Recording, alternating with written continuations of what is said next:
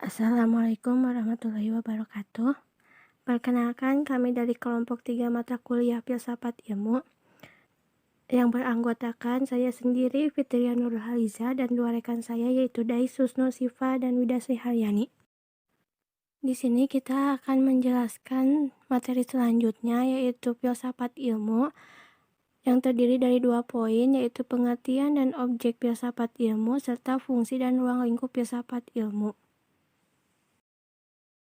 Untuk poin pertama itu ada pengertian dan objek filsafat ilmu. Untuk pengertian dari filsafat itu sendiri sudah pernah dijelaskan oleh kelompok 1. Di sini kita akan mengulang apa pengertian dari filsafat. Filsafat itu adalah ilmu pengetahuan yang meliputi kebenaran tentang hal-hal bijaksana. Sedangkan pengertian ilmu sendiri diambil dari kata alima dari bahasa Arab yang artinya pengetahuan. Dalam bahasa Indonesia juga merujuk kepada kata sains. Dalam bahasa Inggris, sains berasal dari kata Latin yaitu scio dan sire yang artinya juga sama yaitu pengetahuan. Jadi, filsafat ilmu merupakan ilmu yang menyelidiki segala hal yang berkaitan dengan kehidupan manusia, yang dikupas secara bijaksana dan mendalam sampai mendapatkan hakikat yang sebenarnya. Juga ada menurut De Liangji, filsafat ilmu adalah segenap pemikiran reflektif terhadap persoalan mengenai segala hal yang menyangkut landas ilmu maupun hubungan ilmu dengan segala segi dari kehidupan manusia. Selanjutnya itu adalah objek filsafat ilmu. Filsafat ilmu sama halnya dengan bidang-bidang ilmu lainnya memiliki 2 objek. Yang pertama itu objek material dan yang kedua itu objek formal. Untuk yang pertama itu objek material filsafat ilmu. Objek material filsafat ilmu yaitu suatu bahan yang menjadi tinjauan penelitian atau pembentukan pengetahuan atau hal yang diselidiki, dipandang atau disorot oleh suatu disiplin ilmu yang mencangkup apa saja baik hal-hal yang konkret atau abstrak. Ada juga menurut Dandiri bahwa objek material adalah segala sesuatu yang ada, baik yang ada dalam pikiran, kenyataan, atau yang ada dalam kemungkinan. Segala sesuatu dibagi menjadi 2. Yang pertama itu ada yang bersifat umum, yang yakni ilmu yang menyelidiki tentang hal yang ada pada umumnya. Dan yang kedua itu bersifat khusus. Ini juga terbagi menjadi 2, yaitu ada secara mutlak dan tidak mutlak yang terdiri dari manusia dan alam. Nah, untuk yang kedua itu ada objek formal filsafat ilmu. Objek formal adalah sudut pandang daripada sang subjek menelaah objek materialnya. Setiap ilmu pasti berbeda dalam objek formalnya. Objek formal filsafat ilmu yaitu hakikat ilmu pengetahuan yang artinya filsafat ilmu lebih menaruh perhatian terhadap problem mendasar ilmu pengetahuan. Seperti apa hakikat ilmu pengetahuan, bagaimana cara memperoleh kebenaran ilmiah, apa fungsi ilmu bagi manusia. Nah, problem ini yang dibicarakan dalam landasan pengembangan ilmu pengetahuan, yakni landasan ontologis, epistemologis, dan aksiologis. Untuk selanjutnya itu adalah fungsi dari filsafat ilmu. Bismillahirrahmanirrahim. Saya Daisus Nusifah akan menjelaskan tentang fungsi filsafat ilmu. Tugas pokok studi ilmu pengetahuan adalah mengembangkan ilmu. Filsafat ilmu bertugas memberi landasan filosofik untuk minimal memahami berbagai konsep dan teori sesuatu. Disiplin ilmu sebagai pembekalan kemampuan untuk membangun teori ilmiah.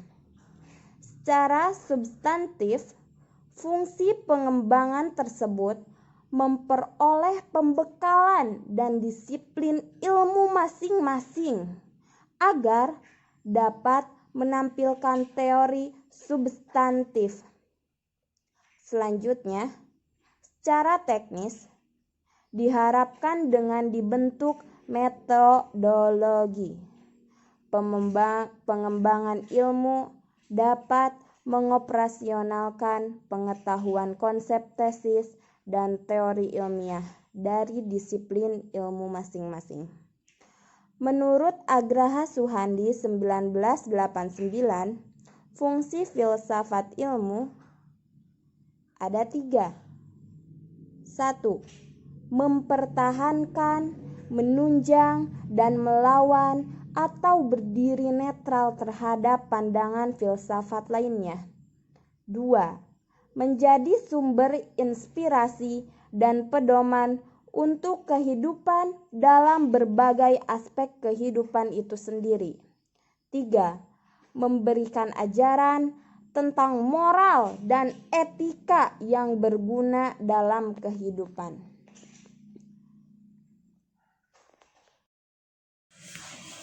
Ruang lingkup filsafat ilmu.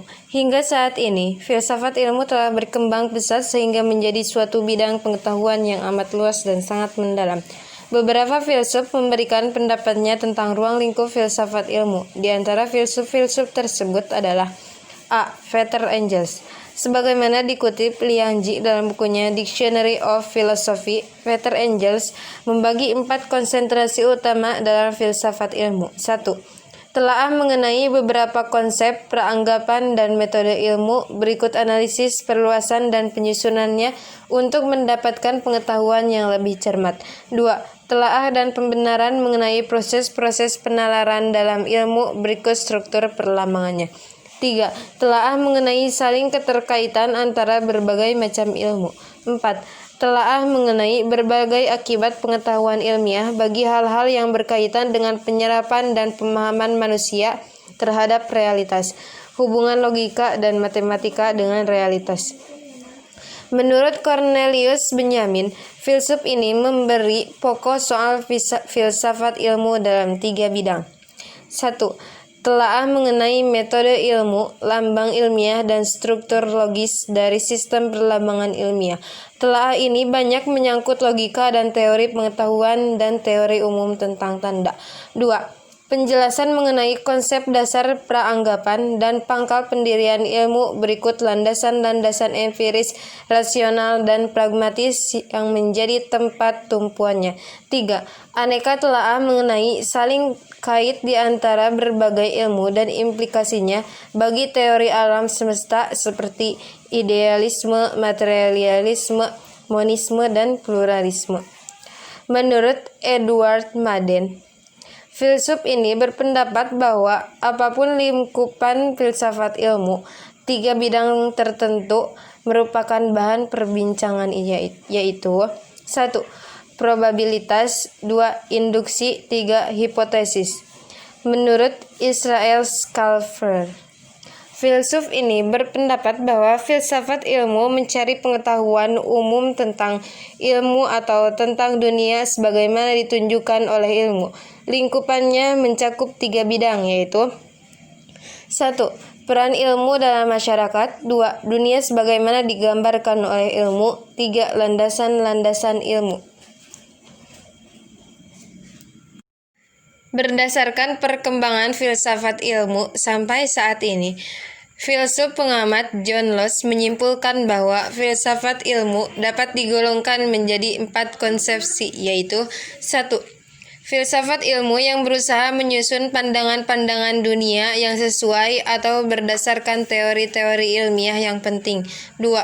Filsafat ilmu yang berusaha memaparkan peranggapan dan kecenderungan para ilmuwan. 3.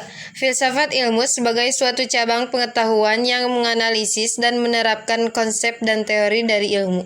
4. Filsafat ilmu sebagai pengetahuan kritis derajat kedua yang menelaah tentang ilmu sebagai sasarannya. Bidang garapan filsafat ilmu terutama diarahkan pada komponen-komponen yang menjadi tiang penyangga bagi eksistensi ilmu, yaitu ontologi, epistemologi, dan aksiologi. Ontologi, kata ini berasal dari bahasa Yunani, yaitu on berarti being dan logos berarti logik atau ilmu. Jadi ontologi adalah menurut Amsal Bakhtiar, ontologi berasal dari kata ontos yang berarti sesuatu yang berwujud. Ontologi adalah teori atau ilmu tentang wujud, tentang hakikat yang ada. Ontologi tidak banyak berdasarkan pada alam nyata, tetapi berdasarkan logika semata. Epistemologi atau teori pengetahuan ialah cabang filsafat yang berurusan dengan hakikat dan lingkup pengetahuan, pengendalian dan dasar-dasar serta pengertian mengenai pengetahuan yang dimiliki. Mula-mula manusia percaya bahwa dengan kekuatan pengenalannya, ia dapat mencapai realitas bagaimana adanya. Mereka mengendalikan begitu saja bahwa pengetahuan mengenai kodrat itu mungkin. Meskipun beberapa di antara mereka menyarankan bahwa pengetahuan mengenai struktur kenyataan dapat lebih dimunculkan dari sumber-sumber tertentu ketimbang sumber-sumber lainnya. Aksiologi berasal dari bahasa Yunani, yaitu aksios yang berarti nilai dan logos yang berarti teori. Jadi aksiologi adalah teori tentang nilai. Menurut Bramel, aksiologi terbagi dalam 3 bagian, yaitu moral conduct atau tindakan moral, aesthetic expression atau ekspresi keindahan, dan socio-political life, kehidupan sosial politik. Sedangkan menurut Jujun S. Surya Sumantri dalam bukunya Filsafat Ilmu, sebuah pengantar mengartikan aksiologi sebagai teori nilai yang berkaitan dengan kegunaan dari pengetahuan yang diperoleh. Dalam Encyclopedia of Psychology dijelaskan bahwa aksiologi disamakan dengan value and valuation. Ada 3 bentuk value and valuation, yaitu nilai yang digunakan sebagai kata benda abstrak, nilai sebagai benda konkret, dan nilai digunakan sebagai kata kerja dalam ekspresi menilai, memberi nilai, dan dinilai.